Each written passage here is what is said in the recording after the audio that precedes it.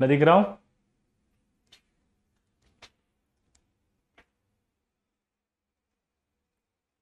लल्ला,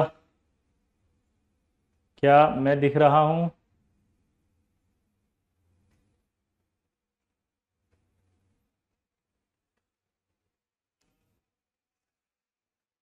पक्का?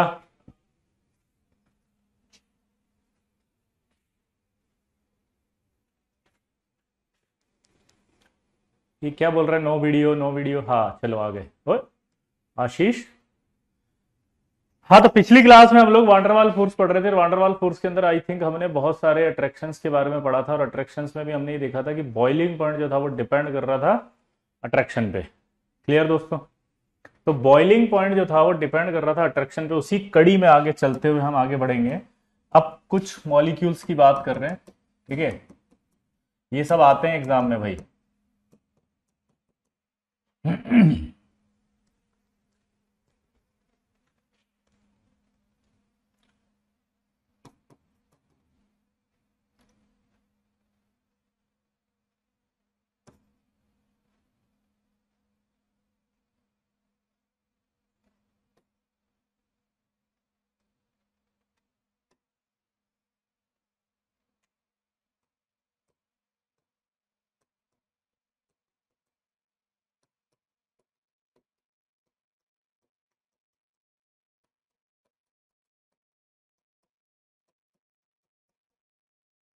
ये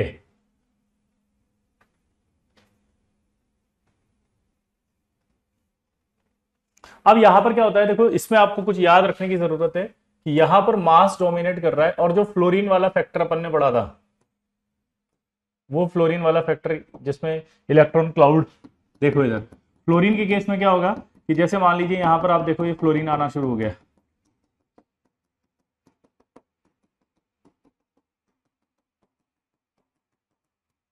ये फ्लोरीन वाला है।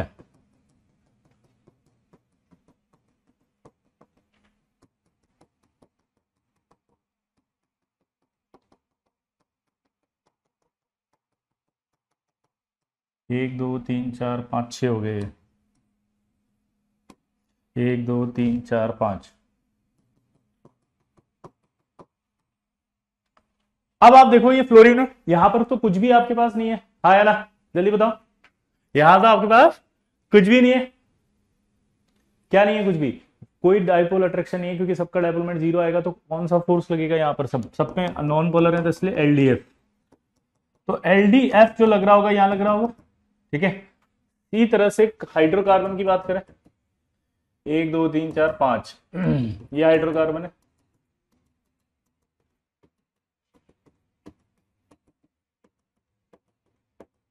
और दूसरा हाइड्रोकार्बन में यहां बना देता हूं,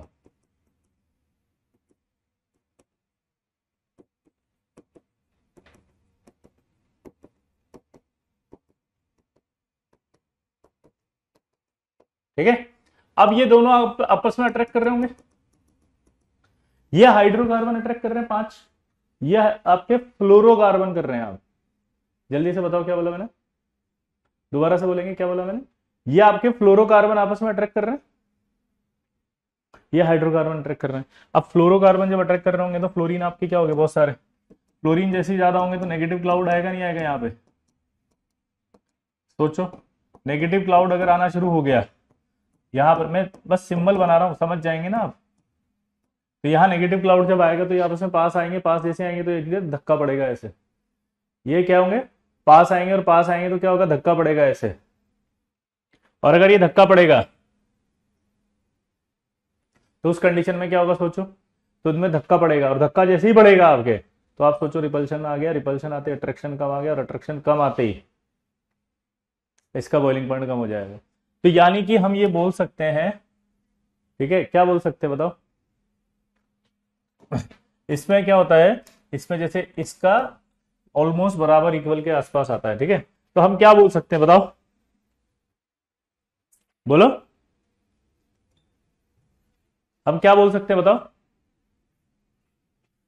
हम ये बोल सकते हैं यहां पर लल्ला कि यार इनके बीच में जैसे जैसे आप आगे बढ़ते चले जाओगे, तो फ्लोरोकार्बन जो होगा, वो फ्लोरोकार्बन की बॉइलिंग पॉइंट कम होती चली जाएगी। तो नोट करके हम क्या लिख सकते हैं यहाँ पे कि ठीक है fluorocarbon very often show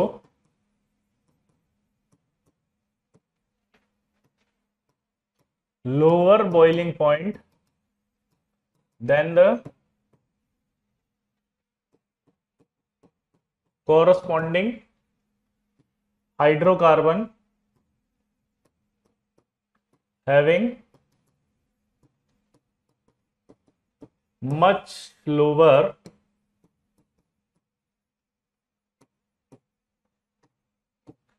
molecular weight. क्या बोला उसने बताओ कि फ्लोरोकार्बन जो होंगे very often show lower boiling point, यानी फ्लोरोकार्बन जो होगा वो बॉइलिंग पॉइंट कम रखेगा किससे, देन द कॉरस्पॉन्डिंग हाइड्रोकार्बन से, कॉरस्पॉन्डिंग हाइड्रोकार्बन से कम रखेगा जो कि बहुत कम मोलिकुलर वेट रख रहा है। आया ना, ये सब एक्सपेरिमेंटली डिटरमाइन किया है। अगर आप देखो तो इसका मोलिकुलर वेट बहुत कम है इससे, लेकिन फिर भी बॉइलिंग पॉइंट उनका ज्यादा होगा क्योंकि उनमें रिपल्शन कम आएगा, इनमें फ्लोरीन की वजह से रिपल्शन ज्यादा आ जाएगा। हाँ यार पक्का बोलो, फील आ रही है कि नहीं आ रही है अंदर से? ठीक है, बस इनको ध्यान रखने की जरूरत होगी क्योंकि ये आपसे गड़बड़ करा सकते हैं। तो ये जो फैक्टर है रिपल्शन वाला फैक्टर, ये कहां से स्टार्ट हुआ? ये रिपल्शन वाला फैक्टर कहां से स्टार्ट होगा? 5 वाले से और 4 वाले से। श्रेया हमने क्या बताया बेटा कि जो रिपल्शन वाला फैक्टर है एमडी, ये कहां से स्टार्ट होगा? एमडी बोलो 5 से, क्योंकि जब फ्लोरीन बढ़ने लगेंगे तो रिपल्शन बढ़ने लगेगा, तो मास भी बढ़ रहा है रिपल्शन भी बढ़ रहा है, तो वो रिपल्शन डोमिनेट कर गया। पॉइंट को समझे आपको? हाँ, ये रिपल्शन वाला लॉजिक CH4 और CF4 में नहीं लगा ना, क्योंकि फ्लोरीन जैसे जैसे बढ़े वैसे वैसे रिपल्शन बढ़ा, वैसे वैसे मास बढ़ा, तो रिपल्शन बढ़ना शुरू हो गया तो डोमिनेट कर गया मास पे, वो यहां से डोमिनेट किया, ये आपको याद रखना है। समझ गए? समझ गए एमडी? श्रेया प्लीज, रिक्वेस्ट है प्लीज, समझ में आया आपको? बोलो आया ना? तो ये फ्लोरोकार्बन का ज्यादा या बराबर होगा, और यहाँ 5 वाले से हाइड्रोकार्बन ज्यादा हो गया। देखो क्लियर, साइन उल्टा नहीं है भाई, ध्यान से देखो अच्छे से। फोर्थ वाला बताया ना कि फोर्थ वाले तक आते आते क्या होने लगा? बराबर इक्वल, यानी कि ऑलमोस्ट बराबर इक्वल होने लग गई है। क्लियर?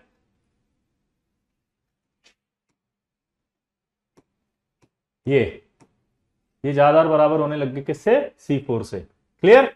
तो ये 5 वाला सब फिर ज्यादा हो गया। क्लियर दोस्तों? रिपीट क्या कर दो एक बार योगेश जी, क्या 2 बार खाना खाते हो क्या? एक बार खाना खाने के बाद मम्मी से कहते हो दोबारा खाना दे दो, एक और बार खाऊंगा। दिमाग को बढ़ाओ भाई, IQ लेवल तो बढ़ाना पड़ेगा। ये बराबर क्यों हो रहा है? देखो यहां से अगर अपन ऐसे चले तो ये क्या हो रहा है? ये ज्यादा होता जा रहा है, तो फिर फ्लोरीन का इफेक्ट बढ़ा ना, तो ये ऑलमोस्ट बराबर बराबर के आसपास, यानी हल्का सा ज्यादा है ये, और फिर एग्जैक्ट क्लियरली डिस्टिंग्विश हो गया कि ये ज्यादा होगा। 3 में तो यही ज्यादा होगा ना, ये लिखा तो है 3 में फ्लोरोकार्बन ही ज्यादा है, 2 में फ्लोरोकार्बन ज्यादा, 1 में फ्लोरोकार्बन ज्यादा है। हाइड्रोकार्बन और रिपल्शन किसमें ज्यादा हुआ? 5 वालों में आते आते फ्लोरीन ज्यादा हो गया। ठीक है, अच्छा एक मजेदार बात बताऊं, 5 वाला पूछेगा तो आंसर दे दोगे ना? बोलो, बस इतना सा ही पूछेगा वो। ठीक है, अट्रैक्ट। क्लियर? अंकित अगर नहीं समझ में आया तो दोबारा जाके पढ़ना पड़ेगा। ठीक है, क्योंकि आप अगर ऐसे एक ही चीज को 2 बार पढ़ेंगे तो हमें 1 साल का कोर्स 2 साल में कराना पड़ेगा। Are you ready? I am ready, क्योंकि फिर अंकित आप ही लिखोगे सबसे पहले कि सर स्पीड बढ़ाओ। नोट में ये सब लिखना है, order of boiling point. Heading क्या था बेटा? Order of boiling point. Clear?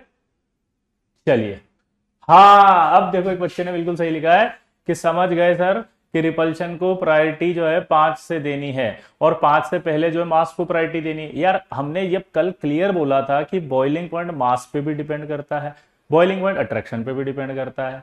तो ये क्लियर हो गया ना कि यार इन फ्लोरीन वालों में 5 से रिपल्शन डोमिनेट कर रहा है, 5 से पहले मास डोमिनेट कर रहा है। इतनी सिंपल चीज समझ में नहीं आ रही। अब जैसे रौनक पूछ रहा है 6 का क्या, अबे अब सुनोगे अभी मेरे मुंह से खतरनाक, क्या लिखा है इसके नीचे? सब 100 तक भी यही ऑर्डर चलेगा। अब ये पूरा स्टेटमेंट लिखा दिया आपको, फ्लोरोकार्बन और हाइड्रोकार्बन, मतलब 6 से नीचे वाले सारों में वही चलेगा ऑर्डर। समझ में आ गया? चलिए आगे बढ़ते हैं। अब ये वाला क्वेश्चन कर लेंगे। अब इसके बाद एक चीज बताओ, सॉलिड पढ़े होंगे आपने सर से, फिजिकल केमिस्ट्री में सॉलिड की बात होगी। सॉलिड दो तरह के होते हैं, एक होता है क्रिस्टलाइन और एक होता है अमॉर्फस। ठीक है, क्रिस्टलाइन सॉलिड भी चार तरह के होंगे। पहला आयनिक सॉलिड होगा, दूसरा जो कोवेलेंट सॉलिड होगा, तीसरा मेटेलिक सॉलिड होगा, और जो चौथा होगा वो आपका ये मॉलिक्यूलर सॉलिड होगा।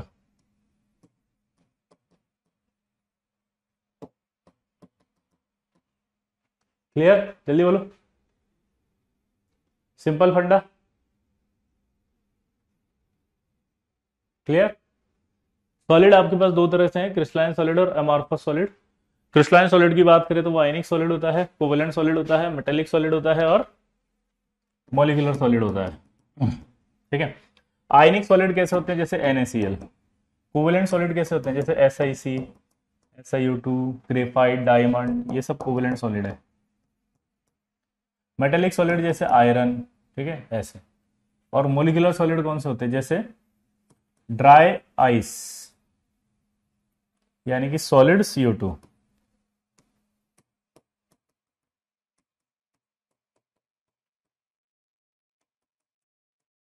Solid CO2 dry ice. ठीक है, इसके अलावा P4 हो गया, S8 हो गया, I2 हो गया, ठीक है, Br2 हो गया, ऐसे वाले, ये सारे के सारे क्या कहलाएंगे? Molecular solid. अब आयनिक सॉलिड में कौन सा बॉन्ड होगा ये पूछेगा वो आपसे।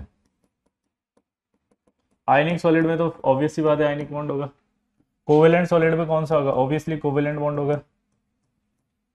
मेटेलिक सॉलिड में कौन सा होगा? मेटेलिक बॉन्ड होगा। कोवेलेंट सॉलिड एक और होता है ना, सिलिकॉन, ये डायमंड लाइक स्ट्रक्चर रखता है।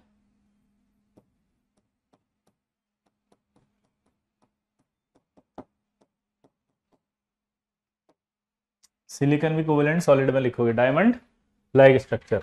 और इनमें जो होता है वो आपका वांडरवाल फोर्स होता है। वांडरवाल फोर्स में भी कौन सा? Mainly LDF। तो इनमें कौन सा फोर्स होगा बताओ? मॉलिक्यूलर सॉलिड्स में वांडरवाल फोर्स। वांडरवाल फोर्स में मेनली कौन सा होगा बताओ, जल्दी बोलो। वांडरवाल फोर्स होगा मेनली, उसमें भी कौन सा होगा? LDF। दोबारा बोलो, क्या बोला? फटाफट बताओ मैंने। ये आपके क्रिस्टलाइन सॉलिड्स। अब मुझे बताओ, बचपन में आपने पढ़ा था नहीं पढ़ा था? बोलो, बचपन में हमने क्या पढ़ा था? बोलो, बचपन में हमने ये पढ़ा था,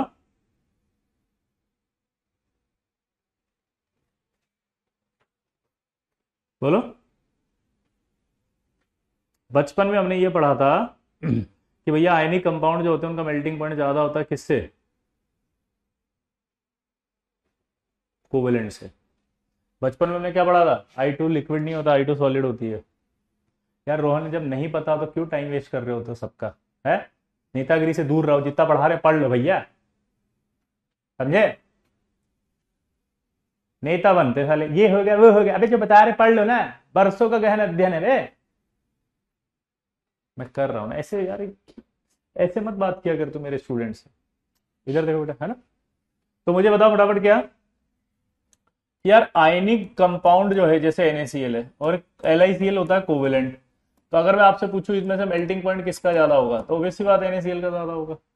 लेकिन आप इसमें लिखते थे पिछले साल कि आयनिक कंपाउंड का बॉइलिंग पॉइंट, मेल्टिंग पॉइंट ज्यादा होगा कोवेलेंट से, एक्सेप्शन डायमंड। कुछ याद आ रहा है? एक्सेप्शन क्या था? डायमंड। कुछ याद है? आया ना?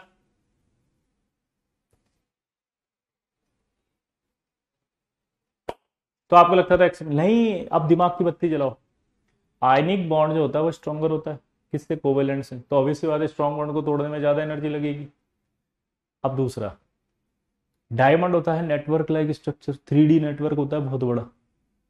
दिमाग लगाओ, अगर वो 3D नेटवर्क लाइक स्ट्रक्चर है तो उसको तोड़ने में ज्यादा एनर्जी खर्च लगेगी नहीं लगेगी? तो यार नेटवर्क लाइक स्ट्रक्चर को तो तोड़ने में ज्यादा ही लगेगी। तो नेटवर्क लाइक स्ट्रक्चर को तोड़ने में ज्यादा लगेगी तो उसका मेल्टिंग पॉइंट तो ज्यादा ही होगा। सिंपल फंडा। तो इसका मतलब एक्चुअल थ्योरी क्या होती? एक्चुअल थ्योरी ये होती है कि भैया जब आयनिक कंपाउंड होते हैं उनका मेल्टिंग पॉइंट कोवेलेंट कंपाउंड से ज्यादा होता है, बट अगर covalent compound 3D network like structure रखता है तो फिर उसका, बोलो, अगर वो 3D नेटवर्क लाइक स्ट्रक्चर रखता है तो फिर उसका मेल्टिंग पॉइंट ज्यादा हो जाएगा। सिंपल है कि नहीं है? तो यानी कि अगर, अब आप ये मत पूछना कि LiCl कोवेलेंट कैसे होता है, ये हम फेजांस रूल में पढ़ेंगे अभी, है ना। कोवेलेंट हो जाता है पोलराइजिंग पावर ज्यादा होने की वजह से, इसलिए, ठीक है, इसलिए इसमें कोवेलेंट कैरेक्टर आ जाते हैं। क्योंकि कुछ लोगों को ये भी डाउट आएगा कि LiCl कोवेलेंट कैसे है, तो फेजांस रूल में पढ़ेंगे, पोलराइजेशन की वजह से, फेजांस रूल की वजह से LiCl कोवेलेंट कैरेक्टर रखने लगता है, ठीक है। तो अगर मान लीजिए मैं ये सवाल पूछूं, ये वाला मैं बताओ कि यार NaCl और SiO2 में कौन ज्यादा, अब आपको खुद ही बताना पड़ेगा, बोलो। NaCl और SiO2 में कौन ज्यादा? बिल्कुल मौलिक,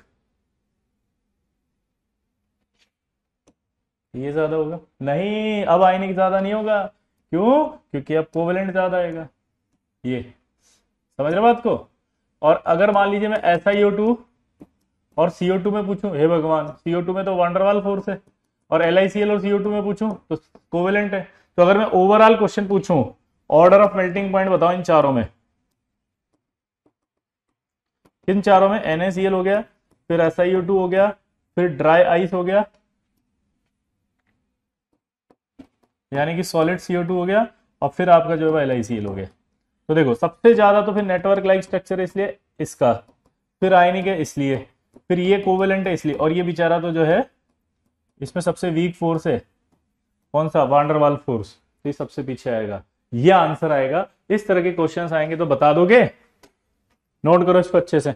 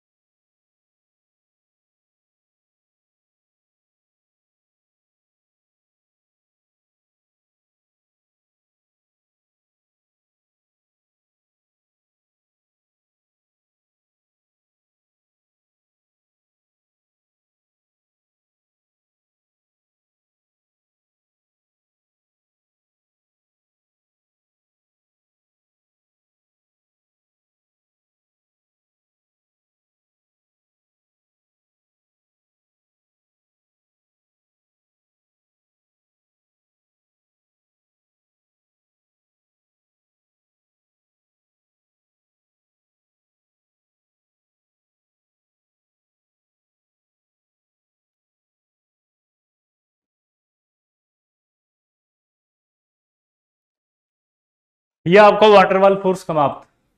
कोई डाउट किसी को?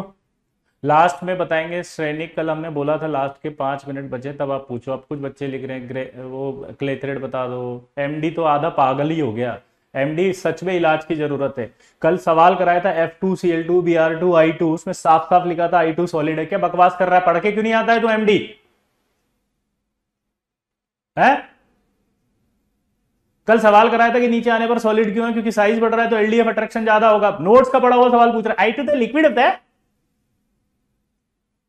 इसको ब्लॉक करो, एमडी को। क्या बकवास कर रहा है ये इतना। I can't tolerate your attitude and your voice, your tone. ये मेरी क्लास है, प्लीज। आप ऐसे एमडी से नहीं बोल सकते। फ्यूचर आईटीएन है वो, आईआईटी के अंदर सीईओ बन सकता है जाके किसी बड़ी कंपनी का। इस तरह से बात करोगे तुम मुझसे उसे। एमडी, कक्षा में होने वाले किसी भी प्रकार के वार्तालाप को कृपया व्यक्तिगत ना लें। यह मात्र एक मनोरंजन का साधन है। इससे किसी भी जीवित और मृत व्यक्ति की भावनाओं को अगर आहत पहुंचता है तो चैनल इसके लिए उत्तरदायी नहीं है। कुछ बच्चे लिख रहे हैं कि SiO2 जो है वो नेटवर्क कैसे। ये हमने स्ट्रक्चर कल पढ़ी थी, अगर याद हो तो बेटा। स्ट्रक्चर जब हम वांडरवाल पढ़ रहे थे उससे पहले बता चुके थे। ये आप लोगों को एक टॉपिक भी पढ़ाया था, इस तरह से होता है ना। तो ये आप लोग पढ़कर आया करो। आई रिक्वेस्ट यू ऑल कि आप पढ़कर आए, नहीं तो आपको ऐसा लगेगा कि सर जो पढ़ा रहे हैं वो समझ में ही नहीं आ रहा। लेकिन मेरी इसमें कोई गलती नहीं। गलती आप लोगों की, आप पिछला लेक्चर देख के नहीं आते हैं, सुन के नहीं आते हैं, नोट्स देख के नहीं आते हैं, आके बैठ जाते हैं बिल्कुल एकदम फ्रेश। तो ये उन लोगों का नुकसान है ना जो पढ़कर आ रहे हैं।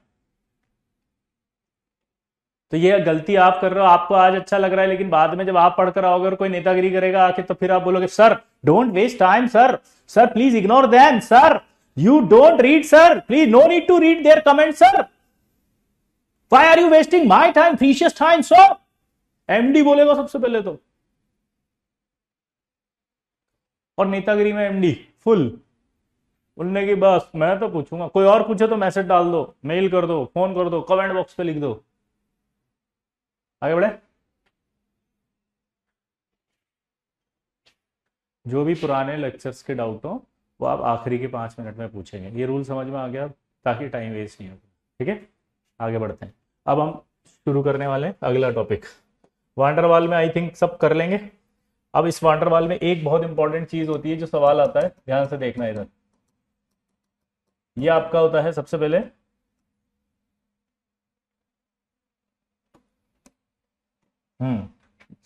सबसे पहले जो फोर्स होता है ना, वैसे देखा जाए तो आयन आयन फोर्स है जो कि आयनिक होता है। फिर होता है आयन डाइपोल, फिर होता है आपका डाइपोल डाइपोल, फिर होता है ion induce dipole,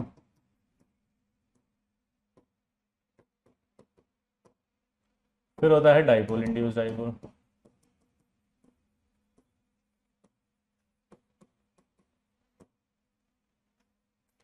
ion dipole हो गया, डाइपोल डाइपोल हो गया, ion induce dipole, dipole induced dipole. ठीक है, और उसके बाद कौन सा होता है बताओ, लास्ट वाला एलडीएफ लिख दो शॉर्ट में, इंस्टेंटेनियस इंड्यूस्ड डाइपोल। अब देखो इनके फोर्स का हम क्या बढ़ाऊंगा।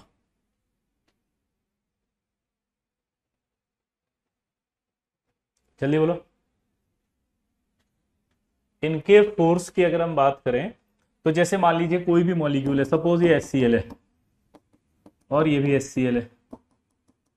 इन दोनों के बीच में ये अट्रैक्शन होगा नहीं होगा, तो इस अट्रैक्शन का जो डिस्टेंस है उस डिस्टेंस का एनर्जी के साथ रिलेशन है। तो ये अगर आप देखोगे तो 1/r आएगा, ये देखोगे तो 1/r, एक मिनट, r³ आएगा। ठीक है, ये देखोगे तो 1/r4 आएगा, ये देखोगे तो 1/6, ये देखोगे तो 1/6। ये रिलेशन आपको याद होना चाहिए। ये रिलेशन है इंटरेक्शन एनर्जी का डिस्टेंस के साथ। ये क्या है, इंटरेक्शन एनर्जी का, बोलो, डिस्टेंस के साथ है।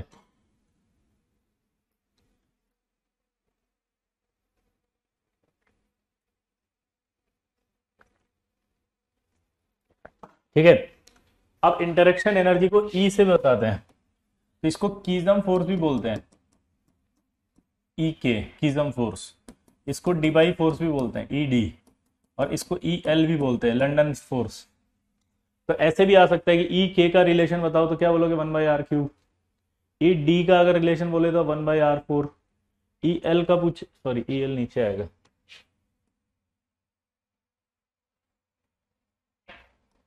ये वाला है वो ED, और ये EL। ई डायपोल इंड्यूस डायपोल का नाम बताया था ना मैंने, क्या बताया था बताओ? डायपोल इंड्यूस्ड डायपोल का नाम क्या बताया था?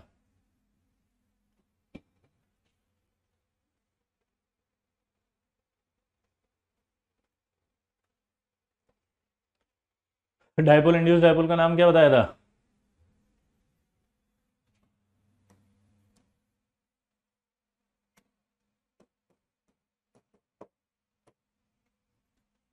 ई डिबाई फोर्स, ये डिबाई आगे ईडी, ई एल आगे लंदन फोर्स। अब इनका ऑर्डर बताओ, स्ट्रेंथ का ऑर्डर। तो ऐसा नहीं लग रहा सबसे ज्यादा स्ट्रेंथ का ऑर्डर इसका होगा?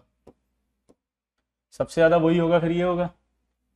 लेकिन एक डाउट आ गया मेरे मन में, पूछो क्या सर? यहाँ भी 1/r6 से, यहाँ भी 1/r6 से, सर यहाँ भी 1/r6 से, यहाँ भी 1/r6 से, तो फिर इन दोनों में कैसे कंपेयर किया आपने बताओ?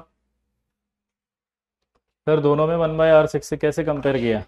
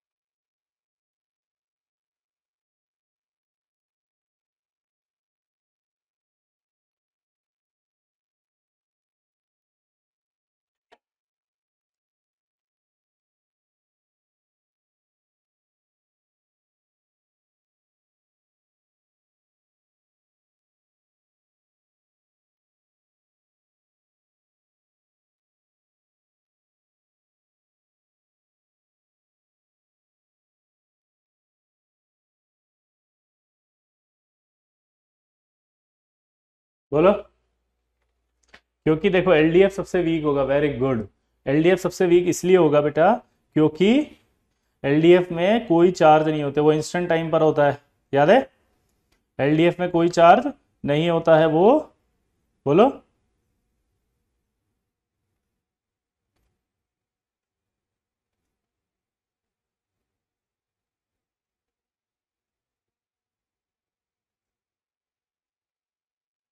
समझ गए? तो सबसे वीक होगा। अब एक सवाल मैं आपको दे रहा हूं, आप ट्राई करके बताना। लिखो।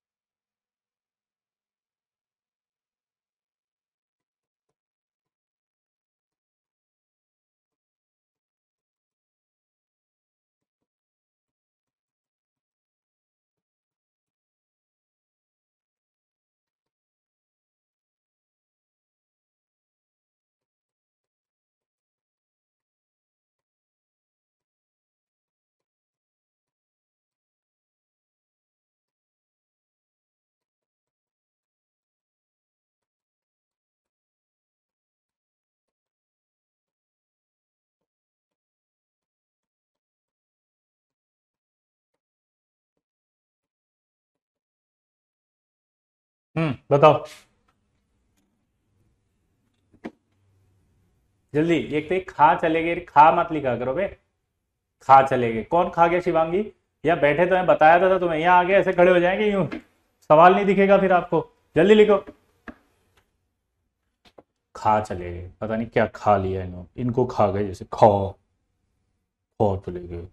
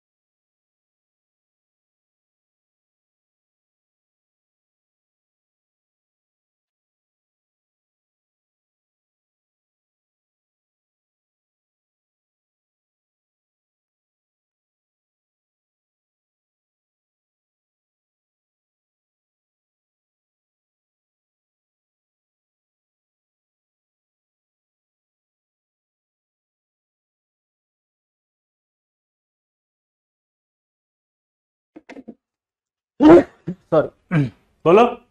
हाइड्रोजन बॉन्ड आएगा, वेरी गुड, कई बच्चों ने सही आंसर लिखा। अरे डाइपोल इंड्यूस कैसे हो सकता है? ये डाइपोल है और ये इंड्यूस है, बोलो ये कैसे हो सकता है? ये तो हो ही नहीं सकता, क्योंकि डाइपोल इंड्यूस डाइपोल का तो देखो क्या लिखा हुआ है पीछे, यहाँ लिखा होगा डाइपोल इंड्यूस डाइपोल, ये डाइपोल इंड्यूस डाइपोल 1/r6 होता है, तो इसलिए हाइड्रोजन बॉन्ड नोट करके हमने, नहीं पता जिन बच्चों को ध्यान से सुनना, आपने बताया था कि हाइड्रोजन बॉन्डिंग जो होती है वो स्पेशल केस होती है।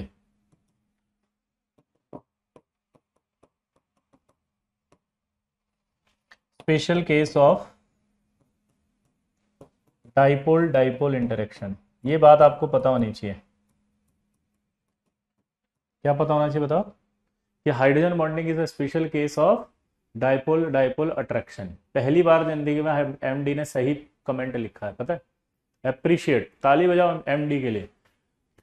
ऐसे अगर एमडी ने सही में पढ़ाई करना शुरू कर दिया तो एमडी फोड़ के आ जाएगा, ठीक है? ये I10 पक्का बनने वाला टॉप 100 के साथ साथ। पहली बार जब से पढ़ा रहा हूं ना कसम से, आज तो मतलब इस कहाँ है भाई, तेरे दर्शन करने का मन कर रहा है यार। पहली बार तेरे आज कमेंट में सही लिखा है कि hydrogen bonding special case of dipole dipole. दिल खुश हो गया, गार्डन गार्डन हो गया, ऐसा लग रहा है गुलाब के फूल खिल गए गार्डन के अंदर आज। ओ माय गॉड एमडी, तू सोच नहीं सकता मुझे कितनी खुशी हो रही तेरे सही सवाल। नहीं तो आज तक हमेशा तेरे कुछ ना कुछ ऐसा लिखा है कि जो गार्डन में फूल उगे होते ना मुरझा जाते थे, ऐसे एकदम ऐसे बिल्कुल आग लग जाती थी उनमें। वाह, thank you MD, thank you very much. Note कर लिया इसको, अगला सवाल।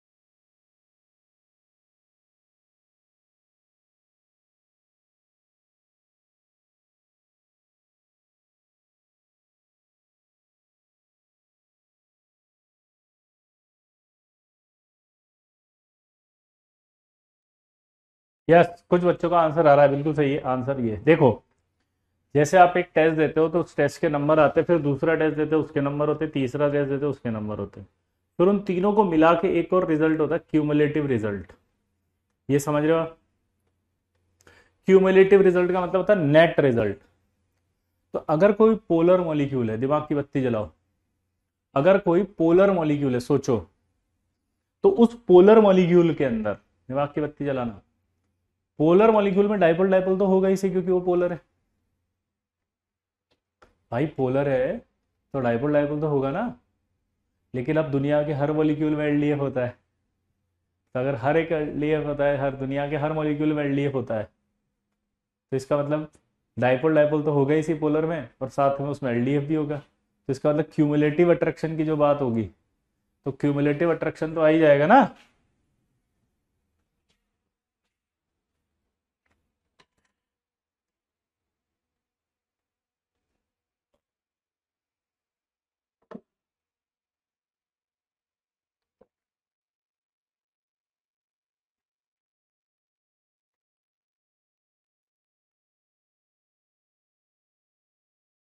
एलडीएफ नॉन पोलर में नहीं लगता है, डोमिनेट करता है। प्रिंसिप पढ़ के क्यों नहीं आते हो तुम लोग?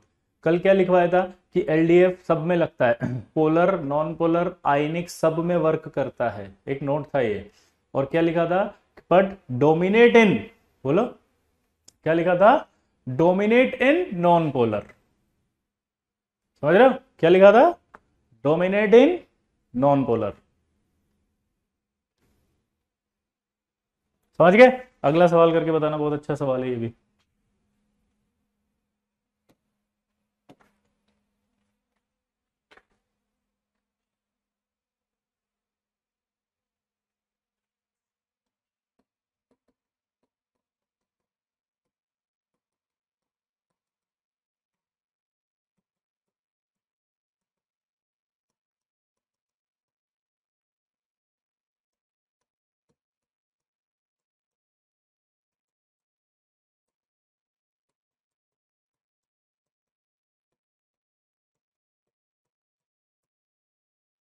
चलो करो।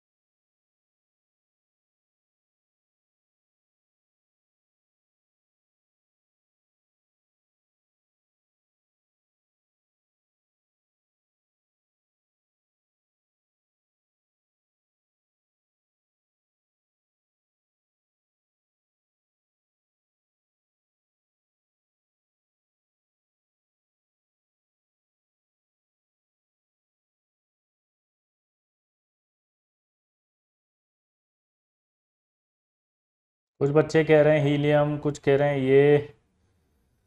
हाँ सोचो भाई सोचो।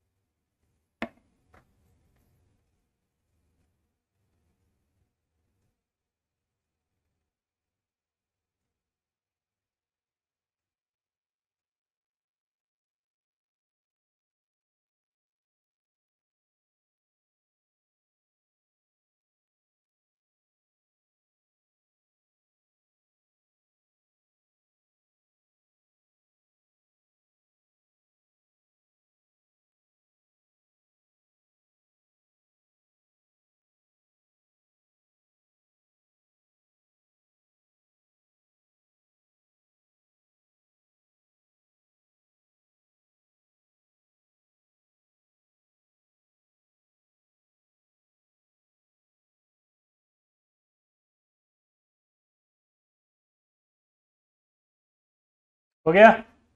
नहीं, यहां पर Cl2 नहीं होगा, देखो गलत आंसर आ रहा है, कहीं होगा।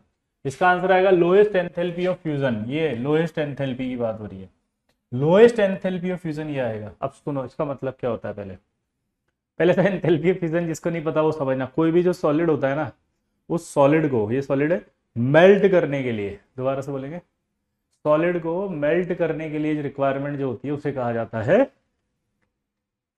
बोलो, सॉलिड को मेल्ट करने के लिए जिस रिक्वायरमेंट ऑफ हीट का चाहिए उसे कहा जाता है एंथैल्पी ऑफ फ्यूजन।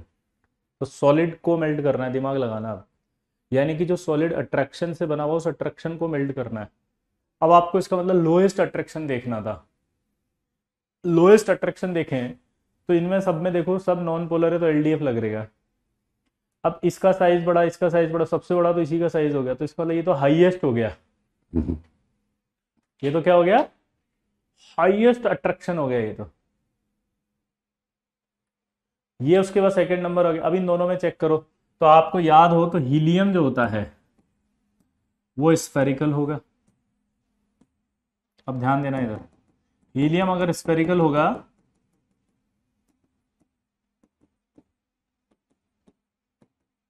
तो ऐसा होगा, और जो हाइड्रोजन होगा वो आपका ओवल शेप होता है।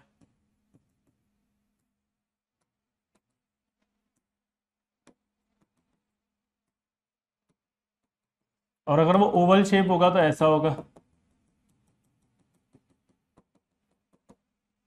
दिमाग की बत्ती जलाओ बाप, इसमें अट्रैक्शन ज्यादा है या इसमें अट्रैक्शन ज्यादा, सोचो। तो आप जब देखोगे तो ओवल शेप में अट्रैक्शन ज्यादा होगा, स्फेरिकल में कम होगा। अगर इसमें अट्रैक्शन ज्यादा होगा तो इसको मेल्ट करने में ज्यादा एनर्जी देनी पड़ेगी हीलियम के रेस्पेक्ट में। तो यानी इन दोनों में अगर कंपेयर करोगे तो आपको पता है हीलियम का लोएस्ट एंथैल्पी ऑफ फ्यूजन होगा। अगर मैं बोलता हाईएस्ट एंथैल्पी ऑफ फ्यूजन बताओ किसका है, तो हाईएस्ट एंथैल्पी ऑफ फ्यूजन जो होता फिर वो Cl2 का हो जाता। बोलो, हाईएस्ट एंथैल्पी ऑफ फ्यूजन जो होता फिर वो Cl2 का हो जाता। हाँ या ना, जल्दी बोलो।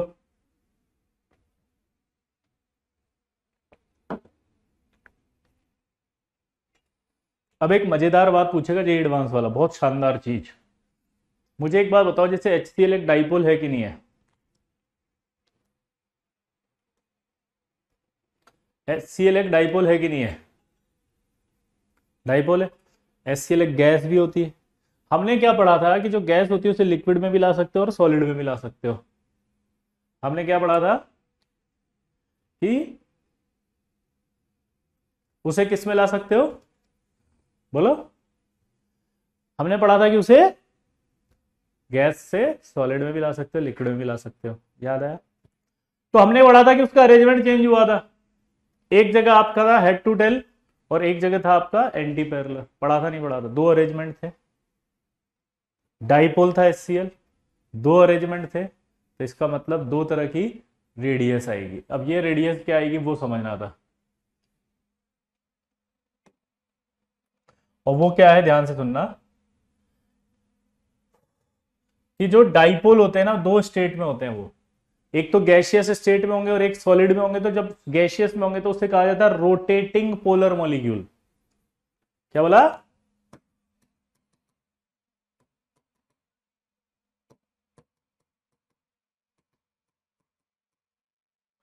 तो रोटेटिंग पोलर मॉलिक्यूल के जब रिलेशन देखते हैं तो वो आता है 1/R6। और फॉर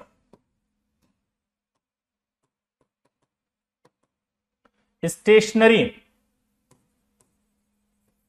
बोलो, स्टेशनरी पोलर मॉलिक्यूल की बात करें अगर अपन, तो आएगा वो 1/R3।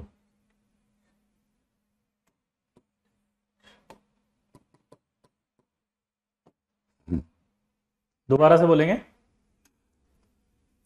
जो हम पोलर मॉलिक्यूल के लिए 1/R³ पढ़ रहे थे ना, वो स्टेशनरी पोलर मॉलिक्यूल के लिए था, यानी वो रुका हुआ है। लेकिन अगर रोटेटिंग पोलर मॉलिक्यूल होता तो उसका रिलेशन फिर उसके बाद आ जाता 1/R6। ये जे एडवांस में डेप्थ में अगर सवाल आ गया ना तो उड़ जाओगे। क्या बोला बताओ? रोटेटिंग पोलर मॉलिक्यूल है अगर, यानी कि वो घूम रहा है इधर उधर, यानी गैसेस स्टेट वाला है, तो गैसेस स्टेट वाले के लिए जो रिलेशन होगा वो 1/R6 आएगा। और फॉर स्टेशनरी पोलर मॉलिक्यूल की जब बात करेंगे, यानी कि रुका हुआ है वो, तो 1/r³। तो जो आपने डाइपोल डाइपोल के लिए पढ़ा, वो 1/r³ पढ़ा, वो स्टेशनरी पोलर के लिए पढ़ा। अच्छा, मजेदार बात है, मान लो कुछ भी नहीं दिया तो क्या करेंगे? तो स्टैंडर्ड है 1/r³ ही लिखना है। दोबारा बोलो। तो स्टैंडर्ड है आपको 1/r³ ही लिखना है। क्लियर?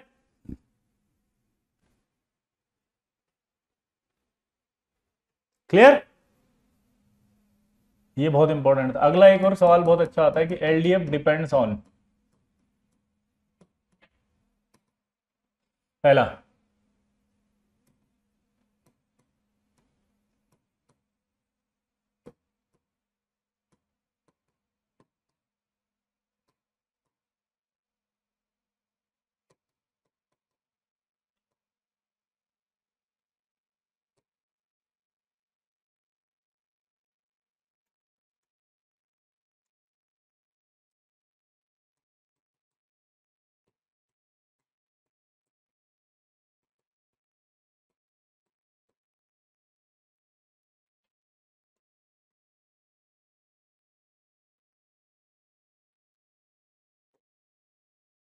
करो इसको जल्दी।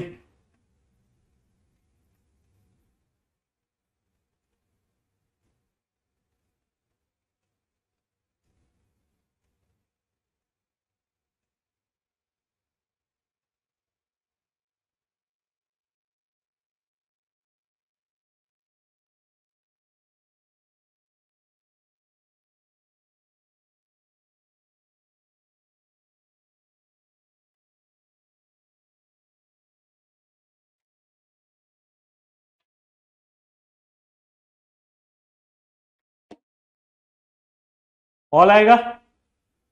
अगर मैं सवाल को चेंज कर दूं, और इसको चेंज कर रहा हूं सवाल को, है ना?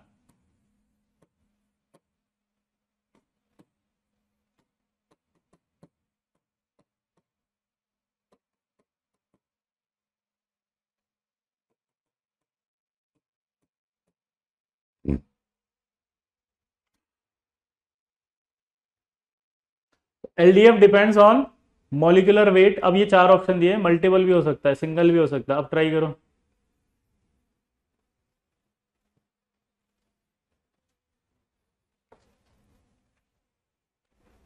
बोलो। तो आंसर चारों ही आएंगे। देन आंसर 4 नहीं है, मल्टीपल है ये। अब चारों होंगे, चारों पे डिपेंड करेगा ना। जब इन तीन पे कर रहा था तो चौथे पे भी करता है ये। तो एलडीएफ किस पर डिपेंड करेगा? मैग्नीट्यूड ऑफ पोलराइजेबल इलेक्ट्रॉन्स पे भी। किस पर डिपेंड करेगा? पोलराइजेबल, याद है, इलेक्ट्रॉन को खींचने वाला। जो पोलराइजेबल इलेक्ट्रॉन मतलब होता है इलेक्ट्रॉन जो खींच रहे थे, अगर वो ज्यादा खींचेंगे तो एलडीएफ भी ज्यादा होगा। ठीक है, ये आपका खत्म। अब आएगा बेंड्स रूल। ध्यान से सुनना भाई। अब ये बेंड रूल क्या कहता है? अब यहां से शुरू कर सकते हैं। पुराना टॉपिक खत्म हो गया, एक नया टॉपिक स्टार्ट हो रहा है। आ जाओ, वापस आ जाओ, सब लोग आ जाओ। पोलराइजेबल इलेक्ट्रॉन्स क्या होता है? बहुत ही बढ़िया सवाल। जब इस तरह से, याद है एलडीएफ कैसे बनता था कि एक पल के लिए यहाँ डिस्टर्ब होता था, तो यहाँ नेगेटिव, यहाँ पॉजिटिव। फिर जब ये इलेक्ट्रॉन होता है ना ऐसे, इस इलेक्ट्रॉन को ये पॉजिटिव अपनी ओर खींचता है। तो जब ये इलेक्ट्रॉन को अपनी ओर खींचता है तो यहाँ नेगेटिव और यहाँ पॉजिटिव आ जाता है। ये पॉजिटिव जो इस इलेक्ट्रॉन को अपनी ओर खींच रहा है, इस इलेक्ट्रॉन को जो खींच रहा है, ये इधर जा रहा है, इसे कहते हैं पोलराइजेबल इलेक्ट्रॉन। तो मैग्नीट्यूड जितना ज्यादा होगा इसका, अट्रैक्शन उतना ही तो ज्यादा होगा। तो एलडीएफ डिपेंड करेगा ना, दैट इज कॉल्ड मैग्नीट्यूड। समझ रहे हो? क्लियर दोस्तों? पोलराइजेबल इलेक्ट्रॉन समझ में आ गया, मैग्नीट्यूड समझ में आ गया। साइज पर डिपेंड करता है, वेट पर डिपेंड करेगा, क्योंकि वेट बढ़ेगा तो साइज भी तो बढ़ेगा। जैसे F2 आ गया तुषार, Cl2 आ गया, तो वेट ज़्यादा Cl2 का हुआ, यानी साइज बड़ा हो गया। वेट ज़्यादा हो गया तो इलेक्ट्रॉन बढ़ गए, इलेक्ट्रॉन बढ़ेंगे तो ज़्यादा पोलराइजेबल हो सकता है। ठीक है? क्लियर दोस्तों? Oh my God, finally. चलिए भाई अगले पे आते हैं, बेंट रूल। और कोई डाउट हो तो पूछ लो बेंट रूल से पहले। क्लियर?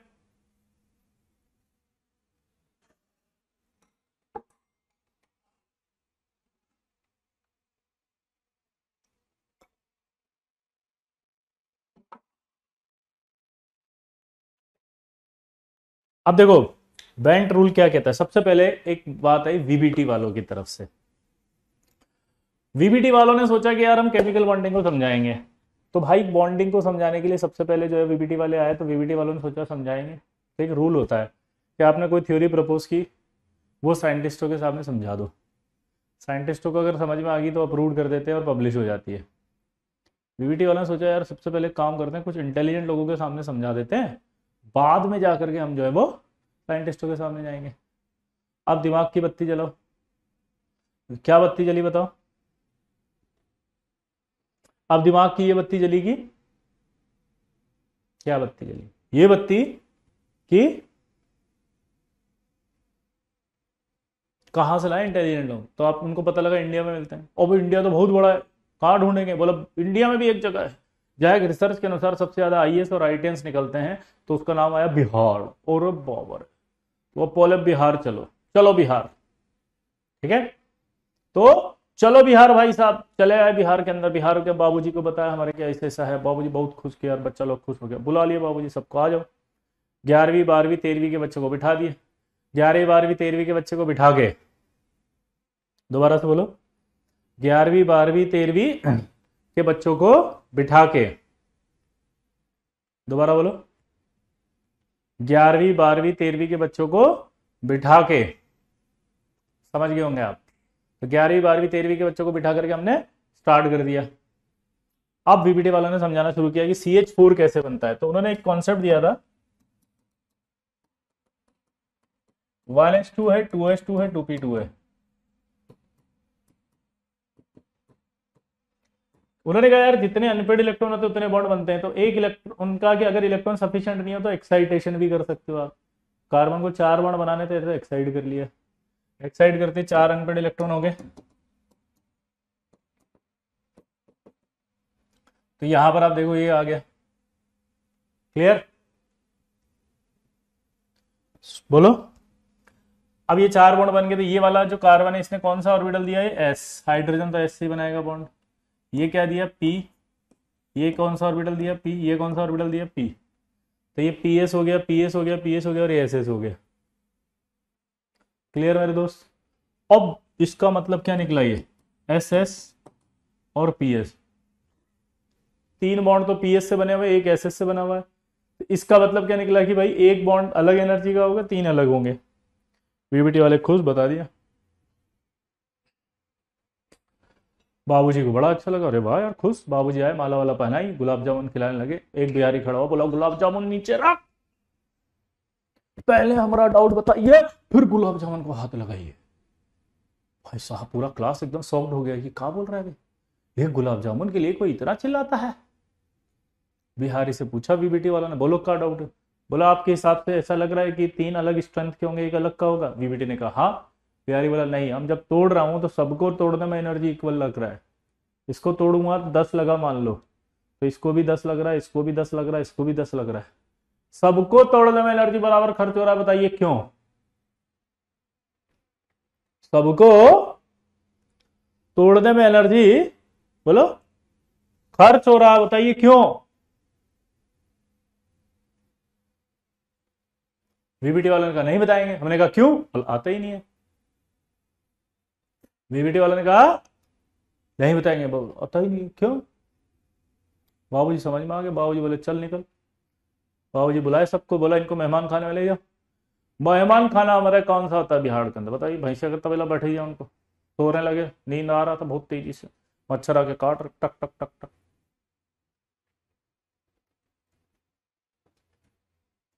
वीबीटी वाले बाबूजी को फोन लगा, भैया मच्छर काट रहे हैं, थोड़ा हिट भिजवा दीजिए। बाबूजी उधर से मुस्कुरा, बोले पगला गया पागल। अरे मच्छर हम ही भेजे। बोला सोने मत देना, खून चूस लो इनका जब तक डॉक्टर नहीं बता रहा है। समझे? भाई साहब टेंशन में आ गए वीबीटी वाले। बोले कहाँ फंस गए थे? और सोचा निकल लो, सुबह 4 बजे निकल लिए। 4 बजे निकल लिए सोच के, ठीक है। अब बिहार जो है गांव होता है, तो गांव के अंदर एक ठो सड़क होता है, इधर भी खेत इधर भी खेत है, और सुबह जो किसान लोग बेचारा फसल काटने पहुंच जाता है खेतों के अंदर। अच्छा, किसी के घर फॉरेनर आता है तो पता लग जाता है क्या दिक्कत हो रहा है, तो क्या होता है कि इधर भी उधर भी, समझ रहे हो बात को, फसल काट रहे हो और अंग्रेज भाग रहे हैं बीबीटी वाले इधर से, तो बस दिख गया नहीं दिख गया, किसान फोन लगा दे बाबू जी को, ए भैया तुम्हारा मेहमान इधर भाग रहा है, तुम बहुत यहीं पे मंडी काट के लटका के पौधा लगा दे, पता नहीं चले किसी को। बाबू जी बोले नहीं हम आ रहे, रुको बच्चा का डाउट बताना जरूरी है। बाबू जी देख कनपटिया खींच के एकदम भीड़ इकट्ठा हो गया वहां पे, बहुत तेज झगड़ा शुरू हो गया। अचानक से एक व्यक्ति गुजर रहे थे, नाम था पॉलिंग। बोले काहे लड़ रहे, रुको। पॉलिंग बिहार से थे। यह मात्र एक काल्पनिक घटना है, इसका किसी भी जीवित और मृत व्यक्ति से कोई संबंध नहीं है। अगर संबंध पाया जाता है तो इसे मात्र संयोग कहा जाएगा। तथ्यों को मनोरंजनात्मक रूप प्रदान करने के लिए इस प्रकार की भाषा का उपयोग किया जा रहा है, इसके लिए चैनल उत्तरदायी नहीं है। क्लियर? हाँ, तो कोई भी व्यक्तिगत ना ले इस चीज को, ठीक है। और हाँ, एक और बात, पॉलिंग बिहार से नहीं थे, क्योंकि एक बार पढ़ा दिया भैया, बाहर आ गया एक बच्चा, बोला सर आज बहुत प्राउड फील कर रहे हैं। हम बोले कहा है? बोला सर बस मत पूछो। बोले मत बताओ। बोला नहीं सर पूछिए। हम बोले बताओ। बोला सर आज तक पैदा हुए जब से सुने अमेरिकी scientist, France scientist, Russian scientist sir, जापानी साइंटिस्ट सर, पहली बार दिल गार्डन गार्डन हो गया सर कि पॉलिंग बिहार से थे। हम बोले कौन बताया तुमको पॉलिंग बिहार से? बोला हाँ वही क्लास में बताते कि पॉलिंग बिहार से थे। बोले देख कनपटिया में कौन बताया? और बोलो सर कहानी सुनाई थी। अरे बोले कहानी था बुढ़बा, तो तथ्यों को मनोरंजनात्मक रूप प्रदान करने के लिए ऐसी भाषा का प्रयोग किया था बे, अमेरिकन साइंटिस्ट थे वो। तब से हमारा दिल टूट गया भाई, तो हमें डिस्क्लेमर बोलना पड़ता है। अभी तुम भी कहीं जाके अपना पिताजी को बोल दो, बाबूजी बहुत प्राउड फील हो रहा है आज हमको, पॉलिंग हम शायद सर पढ़ा बिहार से थे। नहीं थे भाई, समझिए। अब आगे की बात कर रहे थे अपन, क्या कि वहां झगड़ा, पॉलिंग आए, पॉलिंग ने आके कहा ऐसे ऐसे कहानी हो गई, तो पॉलिंग ने कहा रुको मैं समझाता हूँ। पॉलिंग ने कहानी समझाई, और वो कहानी में उसने बताया कि 4 दोस्त थे, वो जंगल से जा रहा था तो उसको 4 दोस्त मिले, और ये चारों दोस्त जो थे वो पक्के दोस्त थे एकदम से, ठीक है। इन चारों में पक्के दोस्त थे, और एक आदमी एक दिन आया और उसको 10 रुपया 10 रुपया 10 रुपया 2 रुपया दे गया। इसको गुस्सा आएगा कि नहीं आएगा? छीन लेगा इनका पैसा, पैसा छीन लिया तो झगड़ा हो गया, लाता घुसा चालू हो गया। अचानक से जो है वो पॉलिंग गुजर रहे थे, बोले काहे झगड़ रहे हो? तो कहानी सुनाया वो कि ऐसा ऐसा हो गया। तो पॉलिंग ने कहा रुको, तुम्हारा 10 रुपया, तुम्हारा 10 रुपया, तुम्हारा 10 रुपया, तुम्हारा 2 रुपया दो, टोटल 32 डिवाइड बाय उसने क्या किया 4, यानी कि जितना लोग था उतना डिवाइड करके दे दिया। 8 रुपया इसको, 8 इसको, 8 इसको, 8 इसको, चारों के बराबर बराबर। बहुत खुश हो गए सब, सब एकदम बढ़िया खुश है। एक बच्चा बोला कि सर 2 रुपया कम हो गया, तो पॉलिंग बोला हट बुड़बक, 2 रुपए में एक दोस्त मिल गया, इससे सस्ता और कहा।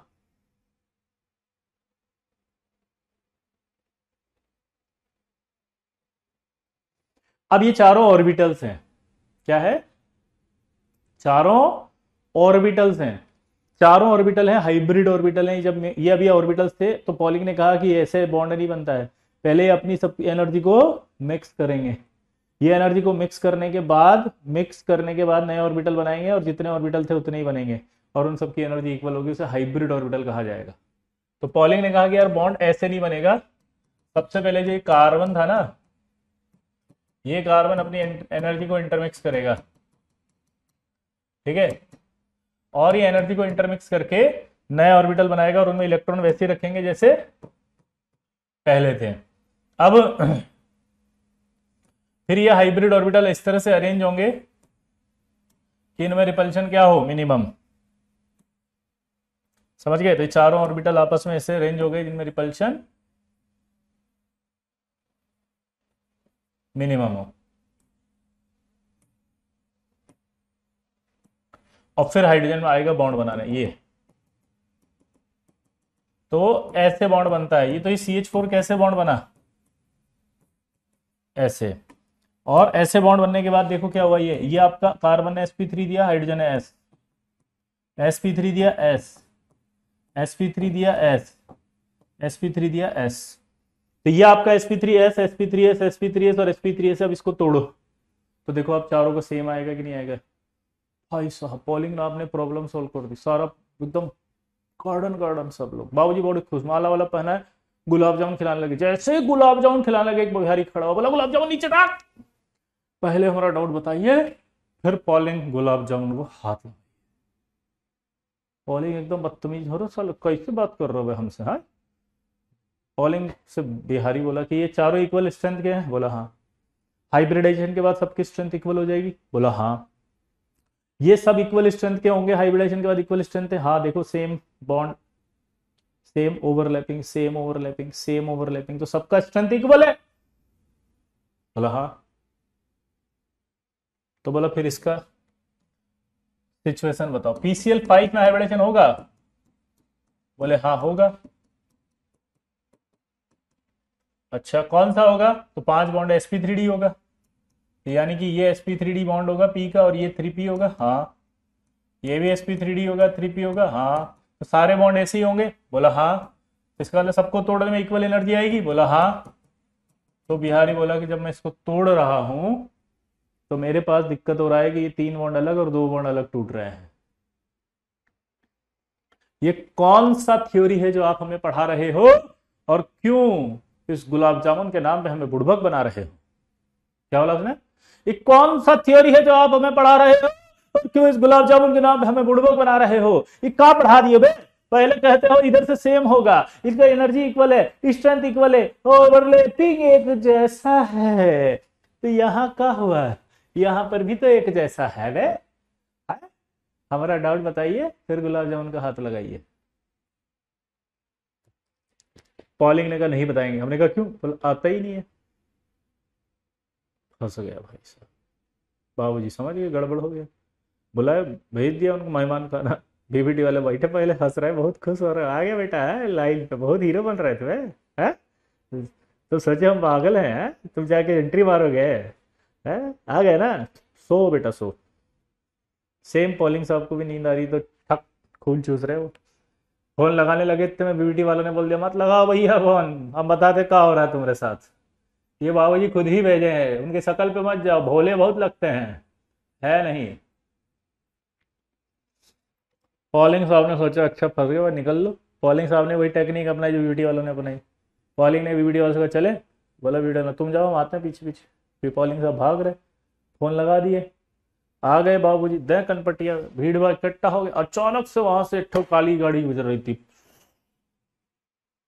आपने फिल्मों में देखा होगा। ब्लैक कार जब होती है तो गेट खुलता है, व्हाइट शूज बाहर आता है, अगर व्हाइट कार होती है तो गेट खुलता है, ब्लैक शूज बाहर आता है। और अचानक से बाहर आते कैमरा जो है उस आदमी के पीछे घूम जाता है और जेब में हाथ डालता है और ऐसे चिल्लाता ठहरो। कौन आ गया? बैंड। एंट्री हो गई बैंड की। बैंड आके बोलते हैं काहे लड़ रहे? वही बिहार से थे। उनको कहानी सुनाई ऐसा ऐसा हुआ। अच्छा ओके। तो भाई साहब बेंट आए और बेंट ने कहा पॉलिंग भैया हमको भी उसी जंगल से गुजर रहे थे जिस जंगल से आप गुजर रहे थे। क्या बोला? बैंड बोला कि पॉलिंग भैया तुम भी जहां से गुजरे हम भी वहीं से गुजर रहे थे, और जब इस बार हम गुजर रहे थे तो झगड़ नहीं रहे थे। इनमें से एक बच्चा रो रहा था बहुत तेज। अब मुझे काहे रो रहे हो? बोला कि वो हमारे बाबूजी बीमार है, हमको पैसा का जरूरत है। क्या बोला? बोलो। बाबूजी बोलो बीमार हैं, हमको पैसा का जरूरत है। जल्दी बोलो क्या बोला वो? बाबूजी बीमार है और पैसे का जरूरत है।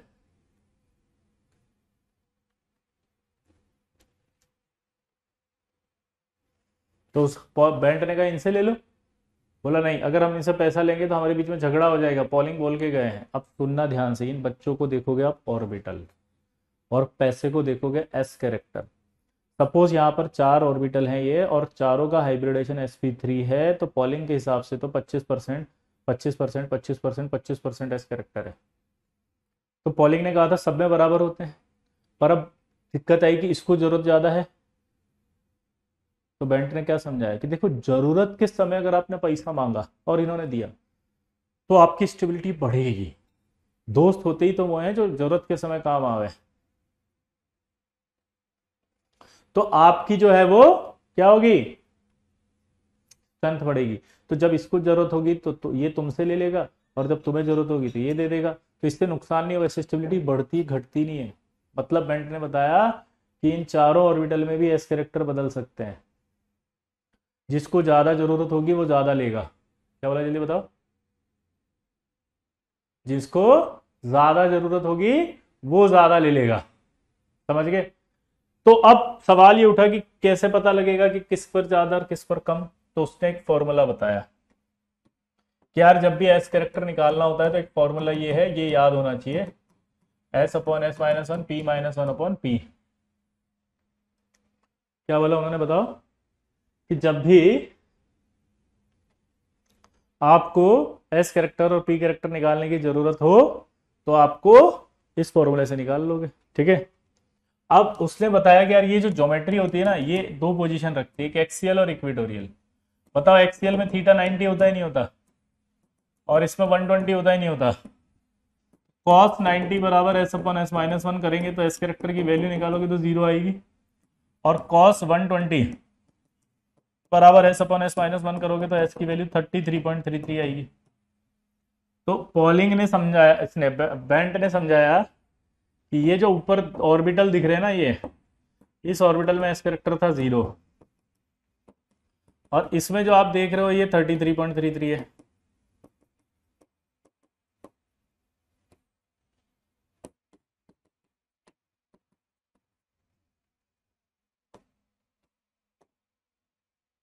समझ रहे हो बात को आप। तो ये जो सिचुएशन है, इस सिचुएशन में आपको एक बात पता होनी चाहिए कि न्यूक्लियस के सबसे ज्यादा पास कौन सा ऑर्बिटल होता है, बताओ। न्यूक्लियस के सबसे ज्यादा पास कौन सा ऑर्बिटल होता है, एस। तो न्यूक्लियस से सबसे ज्यादा अट्रैक्शन किस पर लगेगा, एस पर। तो एस जहां जहां ज्यादा होगा वहां वहां, बोलो, अट्रैक्शन ज्यादा होगा। तो मैं ऐसे बोल सकता हूं, इसका मतलब कि अगर एस कैरेक्टर ज्यादा हुआ तो अट्रैक्शन क्या हुआ, ज्यादा हुआ। और अट्रैक्शन अगर ज्यादा हुआ तो बॉन्ड लेंथ क्या होने लगेगी, कम, और बॉन्ड की स्ट्रेंथ क्या हो जाएगी, बढ़ जाएगी। अब आप देखो, यहां इस कैरेक्टर 0 आ रहा है, यहां इस कैरेक्टर 33 आ रहा है, तो ये जो तीन जगह 33 आया वहां इस कैरेक्टर ज्यादा है, मतलब अट्रैक्शन ज्यादा है। जहां इस कैरेक्टर आया वहां अट्रैक्शन ज्यादा है। और अगर अट्रैक्शन ज्यादा है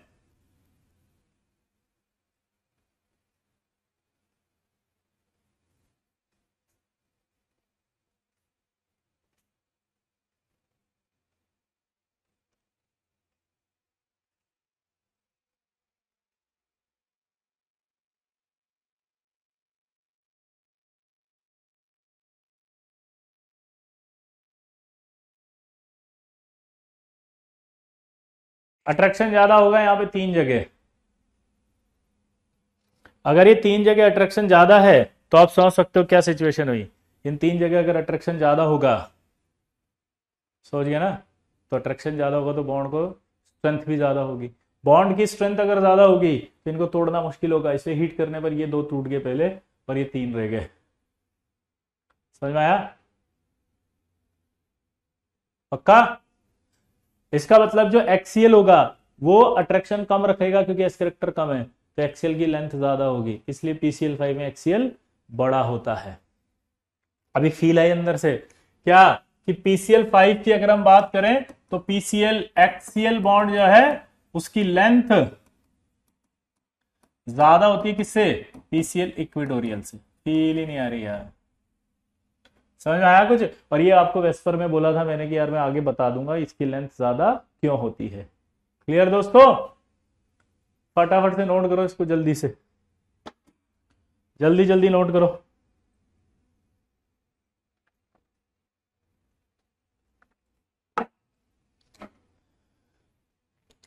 अब जब भी यहां पर आप एंगल लेते हो ना, हमेशा ये ध्यान रखना इसको, एक्सियल, ये थीटा जो होता है वो एडजेसेंट एंगल लिया जाएगा। कौन सा लिया जाएगा, एडजेसेंट। तो एडजेसेंट आपके होते हैं 90, 120, 180 एडजेसेंट एंगल नहीं होता कभी भी। वो हमेशा क्या होता है, ज्योमेट्री का एंगल होता है, एंटी एंगल, उसको कंसिडर नहीं करते कभी भी इस थीटा में। तो आपको अगर एक डाउट आए कि 180 भी ले लो, तो 180 मैथमेटिकल एंगल है, तो मैथमेटिकल एंगल कभी भी प्रॉपर्टीज में यूज नहीं होता है। हमेशा प्रॉपर्टीज निकालने में कौन से एंगल होते हैं, एडजेसेंट। भाई तुम्हें समझ में भी आ रहा है कि नहीं आ रहा है, एक तो फालतू में ही चिल्ला रहा हूं। पक्का प्रॉमिस करो, जल्दी से लिखो। कौन सा कहाँ से पीछे है और कौन सा पीछे आ गया, यही तो है जो है। अच्छा नोट करो इसको फटाफट। सल्टा दोगे ना अब तो? अरे निपटा दोगे ना? कल एक मैसेज आया था, बताया क्या मैंने कि सर इनऑर्गेनिक में अनबिलीवेबल सारे सही हो गए जी एडवांस में। मुझे लगा टेस्ट की बात कर रहा है। मैंने नीचे लिखा भाई जी एडवांस 23 की बात कर रहा है। बोला हाँ सर 23 में। सर आपने बताया था, जो ही करके गया था लास्ट में भी जो आपने बताया वो पड़ गया, वो सारे सही हो गए।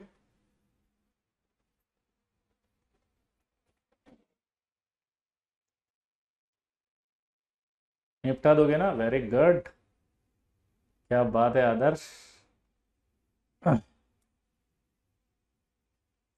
आगे बढ़े।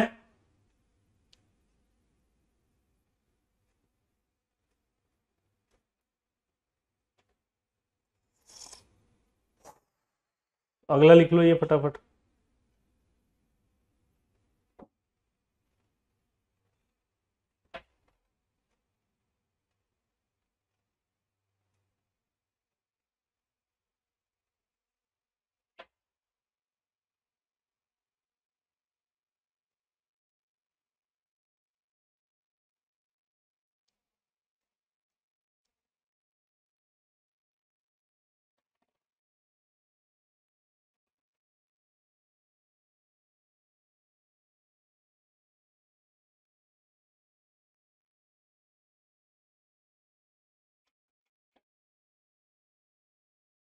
हो गया,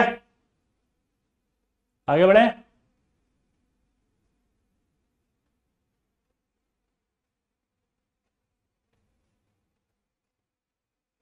अब मजेदार बात यह आई,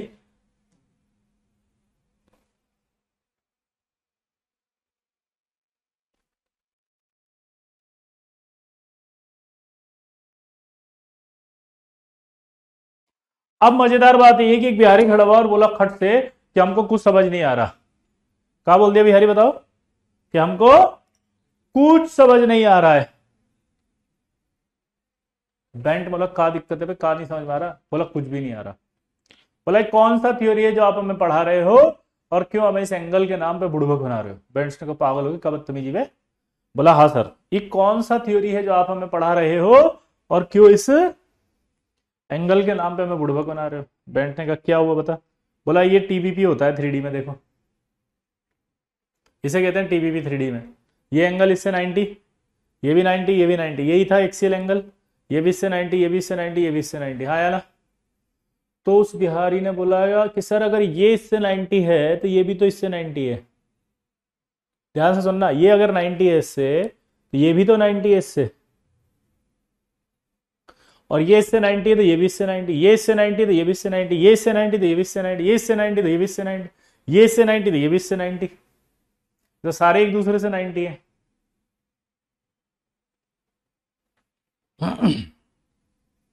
तो ये तो सारे एक दूसरे से 90 है।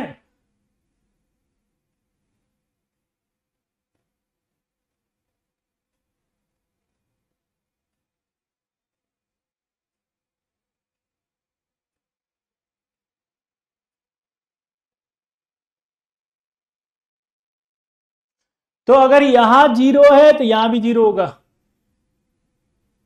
यहां अगर जीरो है तो यहां भी जीरो होगा लल्ला। यहां अगर जीरो है तो यहां भी जीरो होगा, और यहां अगर जीरो तो यहां भी जीरो, यहां भी जीरो, यहां भी जीरो, यहां भी जीरो, यहां भी जीरो, यहां भी जीरो, यानी हर जगह इस करेक्टर ही जीरो आएगा। और अगर 100 हर जगह इस करेक्टर जीरो आएगा तो आंसर ही गलत आ रहा है जो आप एक्सप्लेन कर रहे हो। आपको प्रॉब्लम समझ में आई? क्या हुआ बोलो? अरे आपको प्रॉब्लम समझ में आई? क्या हुआ?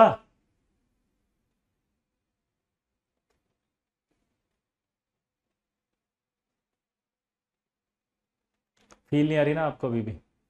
अगर ये आप इससे 90 कह रहे हो यार, तो ये भी तो 90 हुआ इससे, तो यहां जीरो तो यहां भी जीरो। बोलो, नहीं आया समझ में? ये 90 है तो ये 90, तो यहां जीरो तो यहां भी जीरो, तो फिर पक्का हो गया ना, फंस गया ना वो तो बेंट ने समझाना शुरू किया है। बेट एक नई चीज बतानी पड़ेगी तब समझ में आएगा। हाइब्रिडाइजेशन दो तरह का होता है, एक इक्विवेलेंट और एक नॉन इक्विवेलेंट। दोबारा बोलो। एक इक्विवेलेंट और दूसरा नॉन इक्विवेलेंट। इक्विवेलेंट जो होता है उसमें जो एंगल होते हैं उनको आपस में एक दूसरे से कंपेयर करते हैं। नॉन इक्विवेलेंट जो होता है उसमें आपस में एक दूसरे को, सॉरी पहले इक्विवेलेंट को देखो, आपस में एक दूसरे को कंपेयर करते हैं। टेट्राहेड्रल देखो आप आपस में एक दूसरे को करते हैं, मतलब आप क्या बोलते हो, ये इससे 180 है, ये इससे 180 है, ये इससे 120 है, ये इससे 120 है, 120 है, ये इससे 120 है, ये सॉरी ये इससे 109 है, ये इससे 109 है, ये इससे 109 है और ये इससे 109 है। ऑक्टाहेड्रल में आपको पता है सारे एक दूसरे से 90 हैं, तो ये सब इक्विवेलेंट कहलाते हैं। लेकिन नॉन इक्विवेलेंट में क्या होता है, जैसे ये तीन ऑर्बिटल होते हैं पहले आपस में, ये तीनों ऑर्बिटल 120 पर अरेंज होते हैं।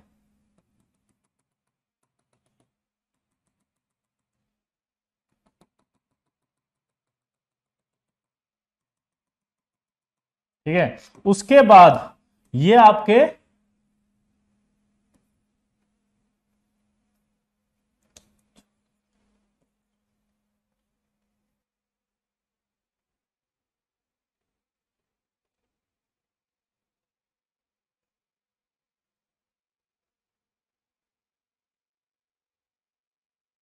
तो ये जो होता है, ये जो एंगल आप देख रहे हो 90 का, वो एक्चुअली गलत देख रहे हो, वो ये वाला एंगल है इससे 90, क्योंकि ये नॉन इक्विवेलेंट है। इन तीनों का आपस में होता है 120।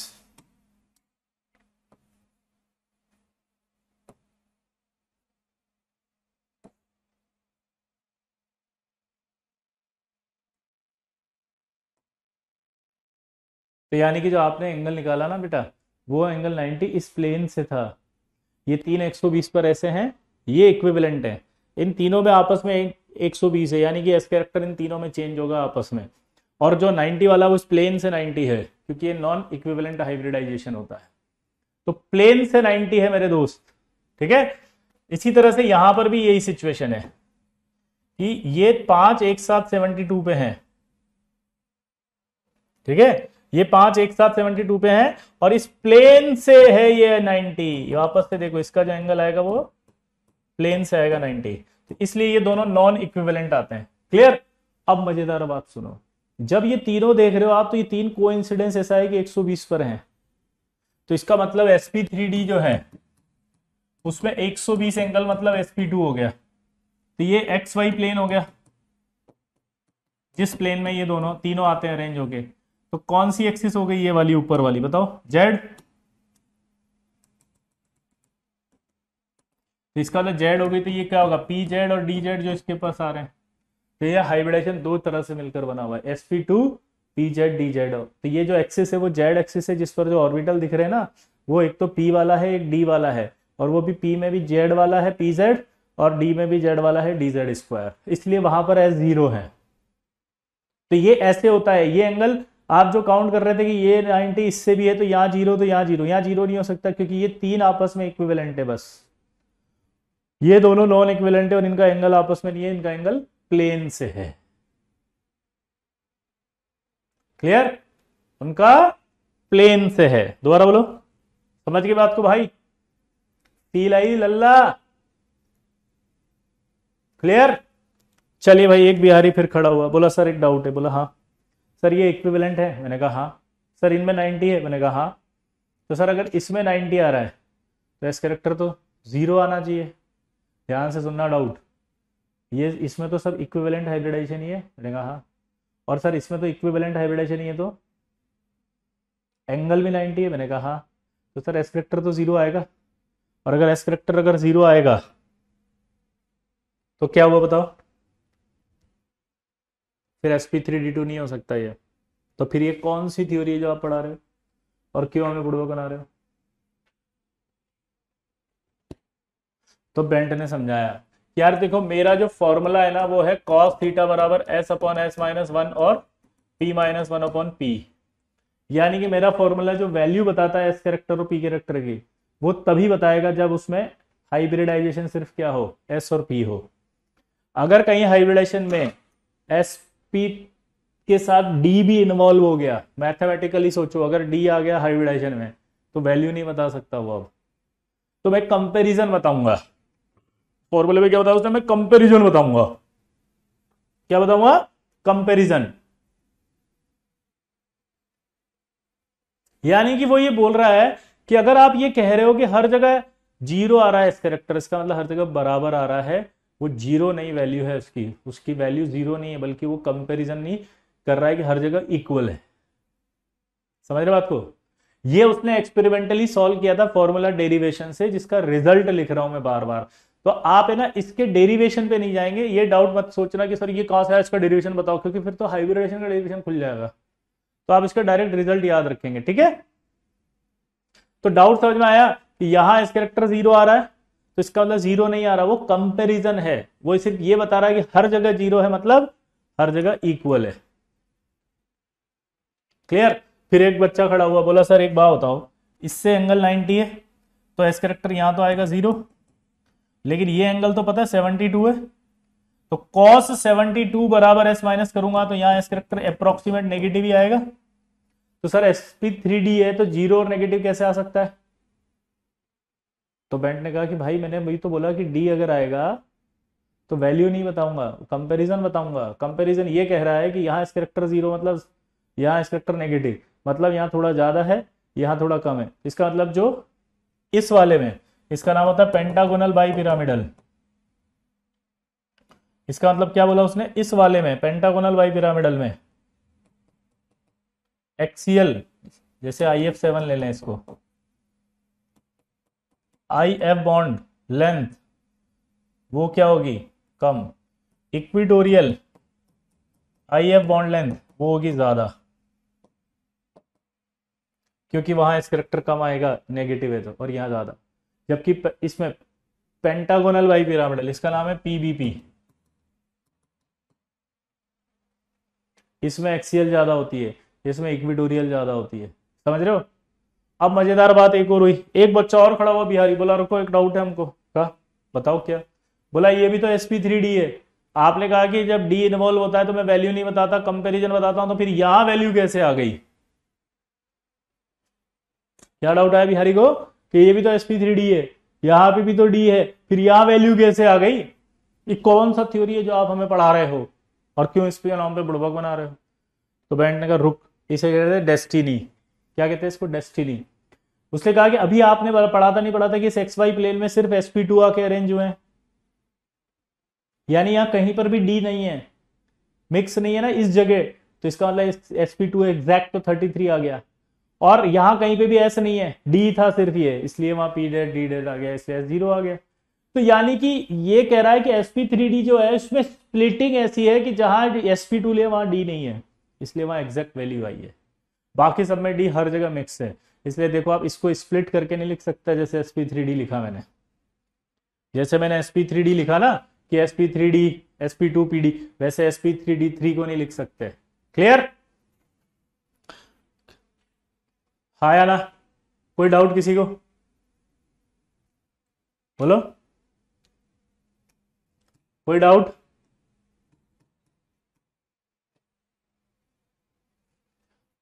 समझ में आया नहीं आया जी? वो एक्सपेरिमेंटल फॉर्मूला है आशीष जी, मैंने शायद 4 बार बोला है ये, पर आपको मेरे को लग रहा है घर पे आके कान में बोलना पड़ेगा ऐसे कि एक्सपेरिमेंटल फॉर्मूला।